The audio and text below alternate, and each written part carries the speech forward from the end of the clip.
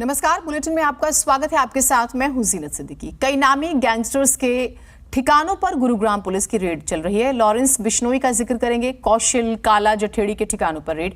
एक साथ 19 जगहों पर एक ही समय में छापेमारी हुई है। 550 जवान, 7 एसीपी, 11 क्राइम ब्रांच की टीमों ने रेड की है। 2 आरोपी गिरफ्तार हो चुके हैं। 2 लाख का कैश, लेन देन के कागजात भी बरामद हुए हैं। तो गुरुग्राम पुलिस ने एनआईए की तर्ज पर कई नामी गैंगस्टर्स के ठिकानों पर और उनके रिश्तेदारों के घर पर छापेमारी की है और सुबह 6 बजे एक साथ 19 जगहों पर छापेमारी को अंजाम दिया गया, जिसमें 550 जवान, 7 एसीपी और 11 क्राइम ब्रांच की टीम ने करीब 4 घंटे तक छापेमारी की है। इस दौरान 3 मामले दर्ज किए गए हैं। 2 आरोपियों को गिरफ्तार किया गया। 2 लाख रुपए कैश और एक पिस्टल भी बरामद हुई है। लेन देन के कागजात भी बरामद हुए हैं। पुलिस ने एक स्कॉर्पियो कार, एक फॉर्च्यूनर और 3 बाइक, स्कूटी भी बरामद की है। 18 chequebook, 29 passbook, 17 ATM card, 275 page के लेन देन के कागजात भी बरामद हुए हैं। 67 मोबाइल फोन, 13 सिम कार्ड भी बरामद हुए हैं।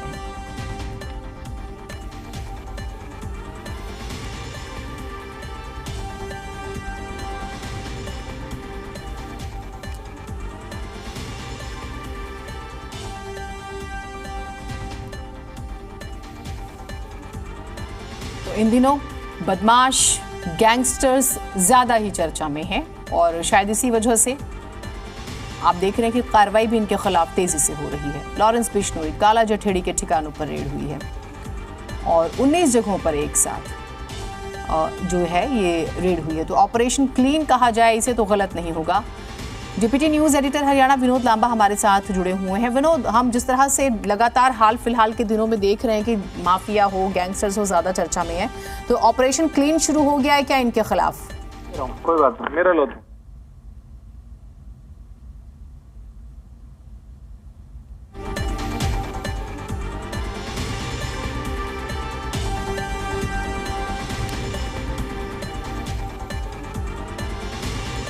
दोबारा बात करने की कोशिश करेंगे, शायद संपर्क नहीं हो पाया, लेकिन जो चीज़ें इनके पास मिली है वो आप सोचिए ज़रा। गाड़ियां हैं इनके पास, लग्जरी, कागजात हैं, उसके अलावा बाइक है, स्कूटी है, चेकबुक है 18, 29 पासबुक्स हैं, एटीएम कार्ड हैं 17, 275 पेज के लेन देन के कागजात हैं, 67 मोबाइल फ़ोन हैं, सिम कार्ड्स हैं, सब है इनके पास। अब ये किसके लिए काम करते हैं, किसका कितना काम करते हैं, किस किस का काम करते हैं और किस किस तरह के काम करते हैं, कई सवाल हैं इन गैंगस्टर्स से जुड़े हुए। और हमारे साथ deputy news editor Haryana Vinod Lamba जुड़े हुए हैं। विनोद, ऑपरेशन क्लीन माने हाल फिलहाल के दिनों में जिस तरह से ये माफिया गैंगस्टर्स चर्चा में है और एक बड़े पैमाने पर कार्रवाई हुई है? देखिए, निश्चित तौर पर लगातार कई जिलों में देखा है और ये जो एक मॉडल है रेड करने का, मल्टीपल ऑर्डर कहाँ से आया, ये पूरा मामला अगर आप देखें तो जिस तरह से एनआईए ने भी देश के अलग अलग कोने में अपनी रेड की थी और एनआईए की ही तर्ज पर हरियाणा पुलिस, खाली गुरुग्राम पुलिस इसमें इन्वॉल्व रही है, किसी और जिले की पुलिस नहीं थी, लेकिन जो बड़ी संख्या में पुलिस के करीब 550 जवान थे, अधिकारी थे, 7 SP, ACP, 7 ACP, 11 crime branch की टीम शामिल रही है इस रेड में। तो आप अंदाजा लगा सकते हैं कि कितने गैंगस्टर्स रडार पे थे। 19 गैंगस्टर्स के ठिकाने और उनके करीबियों के यहाँ रेड मारी गई है। सुबह 6 बजे से रेड का शुरू होना और 4 घंटे ये रेड चलना, ये बताता है कि कहीं ना कहीं जिस तरह से पूरा गतिविधि रही है उस पर एक साथ ही जीरो डाउन करके और एक ही दिन पे अटैक किया जाता है। और ये 4 घंटे की रेड के बाद जिस तरह से 18 चेकबुक, ये मामला सिर्फ गैंगस्टर्स का नहीं है, गैंगस्टर्स की लेन देन कितना है, उनका दायरा कितना है, एनआईए क्या कर रहा है? एनआईए कर रहा है कि जिस तरह से लॉरेंस बिश्नोई के गुर्गे या किसी भी तरह के गैंगस्टर्स के गुर्गे थे, उनकी कमर तोड़ने का, उनकी फाइनेंशियल एक्टिविटीज का और किस किस से तार जुड़े हुए हैं उस पर नकेल कसने का काम किया जा रहा है। और कुछ इसी तर्ज पर गुरुग्राम पुलिस ने जब अपनी रेड की है, यहाँ चेकबुक का बरामद होना, पासबुक बरामद होना, एटीएम कार्ड बरामद होना, फाइनेंशियल सपोर्ट है जो गैंगस्टर्स की, उसकी कमर तोड़ने का काम किया जा रहा है।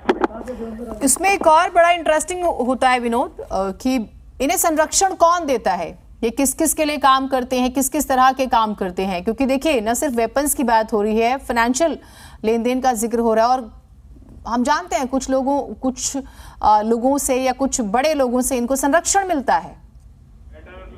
देखिए, निश्चित तौर पर आपने ठीक कहा, लेकिन जो हरियाणा के जो गैंगस्टर्स हैं वो मल्टी स्टेट गैंगस्टर्स हैं, जिनमें दिल्ली का भी इन्वॉल्वमेंट होता है, हरियाणा का भी होता है, कुछ हिस्सा यूपी का, कुछ राजस्थान का भी। इस तरह से कमर तोड़ने का काम किया गया है। ठीक है, बहुत शुक्रिया आपका तमाम जानकारियों के लिए। देवेंद्र हमारे साथ, हमारे सहयोगी जुड़े हुए हैं। देवेंद्र, 19 जगहों पर सुबह 6 बजे से रेड हुई है, क्या क्या बरामद हुआ है और ये रेड खत्म हो गई है या अभी चलेगी? देखिए, बिल्कुल आज जिस तरह से गुरुग्राम पुलिस ने सबसे बड़ी रेड की है, 19 अलग अलग गैंगस्टर, जो अलग नामी गैंगस्टर थे, उनके परिवार के सदस्यों के साथ साथ उनके रिश्तेदारों के यहाँ 19 जगहों पर ये रेड की गई है। गुप्त रूप से ये रेड की गई थी, इसकी जानकारी किसी को नहीं दी गई थी। बाकायदा पुलिस कमिश्नर के नेतृत्व में और डीसीपी क्राइम के नेतृत्व में करीब 550 से ज्यादा जो पुलिस के अधिकारी और जवान थे वो इस रेड में शामिल हुए और 19 जगहों पर, 19 ठिकानों पर जो रेड की गई, यहाँ से बड़ी संख्या में, बड़ी मात्रा में वो चीजें बरामद की गई हैं जो इस पूरी जांच में अहम साबित होगी, क्योंकि लगातार जिस तरह से जो गैंगस्टर हैं उनकी जो शिकायतें थी, कई मामलों में वो वांछित थे। हालांकि वो जेल में है, लेकिन इसके बावजूद भी अलग अलग जगहों से उनको उनकी तरफ से जो धमकियां दी जा रही थी, और इसके अलावा जो पहले मामले चल रहे थे उनकी जांच में कई ऐसे अहम सबूत थे जो इनके परिवार वालों से या इनके रिश्तेदारों के वहां से लिए जा सकते थे। इसी आधार पर गुरुग्राम पुलिस ने आज इस पूरी योजनाबद्ध तरीके से ये रेड की गई और इसमें जो बरामदगी हुई है, क्योंकि जिस तरह से जो बंदर गैंगस्टर है उसके यहाँ से लगभग 17 मोबाइल बरामद किए गए हैं, कई चेकबुक बरामद की गई हैं, कई ऐसे दस्तावेज यहाँ से बरामद किए गए हैं जो जांच में अहम योगदान रखेंगे। हालांकि इससे पहले से इन गैंगस्टर्स के घर पर एनआईए की तरफ से भी रेड की गई थी, लेकिन आज गुरुग्राम पुलिस ने जब यहाँ रेड की तो कई ऐसे अहम सबूत यहाँ से जुटाए गए हैं जो इनके खिलाफ कोर्ट में अहम रहेंगे। पूर्ण तरीके से पुलिस के पास ये सबूत है और यही कारण है कि जो हत्या, लूटपाट, धमकी, ऐसे कई मामले जो इनके ऊपर चल रहे थे, उन तमाम मामलों में ये सबूत काफी भागीदारी साबित होंगे, क्योंकि जिस तरह से पूरा मामला है इन आरोपियों के खिलाफ, जो कि गैंगस्टर हैं, इनके खिलाफ जो हत्या के, लूट के, मारपीट के, धमकी के जो मामले थे, इन तमाम मामलों के अंदर ऐसे कई सबूत की आवश्यकता पड़ रही थी जो कि अब यहाँ से गुरुग्राम पुलिस ने बरामद किए हैं। जी ठीक है, तो अभी एक चीज स्पष्ट कीजिएगा कि अभी भी ये कार्रवाई चल रही है और जैसे हम विनोद से भी जिक्र कर रहे थे, ये वो बदमाश भी हैं जो अलग अलग राज्यों में भी अपराध को अंजाम देते थे, तो बिना कोऑर्डिनेशन संभव नहीं है। तो उसके लिए फिर क्या आगे के स्टेप्स उठाए जा रहे हैं, इस बारे में कोई इंफॉर्मेशन साझा की गई है अभी ऑफिशियली?